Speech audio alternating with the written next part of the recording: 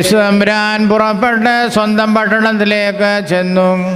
ശിഷ്യന്മാരും കൂടെ ഉണ്ടായിരുന്നു. ശാബത്ത് വന്നപ്പോൾ അവൻ സംഘാലയത്തിൽ പഠിപ്പിക്കുവാൻ തുടങ്ങി.